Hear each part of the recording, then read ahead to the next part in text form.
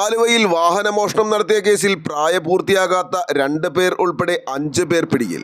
ആലുവ മാർക്കറ്റിന് സമീപം പാർക്ക് ചെയ്തിരുന്ന ഓട്ടോറിക്ഷ മോഷ്ടിച്ച കേസിൽ പേഴക്കാപ്പള്ളി സ്വദേശി കളപ്പുരക്കൽ ഷാജി, മൂവാറ്റുപുഴ സ്വദേശി സുനിൽകുമാർ, ബൈപ്പാസ് ഭാഗത്തു നിന്നും സ്കൂട്ടർ മോഷ്ടിച്ച ചുള്ളി തോന്നിക്കോട് സ്വദേശി ബിനോയ്, മാതാ തിയേറ്ററിന് സമീപത്തു നിന്നും ബൈക്ക് മോഷ്ടിച്ച പ്രായപൂർത്തിയാകാത്ത 2 പേർ എന്നിവരെയാണ് ആലുവ പോലീസ് പിടികൂടിയത്. പ്രതികൾ സ്ഥിരം മോഷ്ടാക്കളും പലതവണ ജയിൽ ശിക്ഷ അനുഭവിച്ചവരുമാണ്.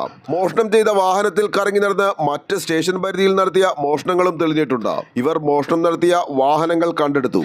ഡിവൈഎസ്പി TR രാജേഷിന്റെ നേതൃത്വത്തിൽ ഇൻസ്പെക്ടർ MM മഞ്ജുദാസ്, സബ് ഇൻസ്പെക്ടർമാരായ K Nandakumar, SS Sreelal, BM Jithuji, Sujo George Antony, assistant sub inspector CD Vinilkumar, senior CPOമാരായ മാഹിൻ ഷാ അബൂബക്കർ, മുഹമ്മദ് അമീർ KM, മനോജ്, സിറാജുദ്ദീൻ എന്നിവരടങ്ങിയ അന്വേഷണ സംഘമാണ് പ്രതികളെ പിടികൂടിയത്.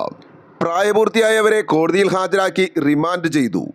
ആലുവ ലൈവ് ന്യൂസിന് വേണ്ടി സിദ്ദീഖ് കാരക്കാടിനൊപ്പം സനൂപ് കളമശ്ശേരി.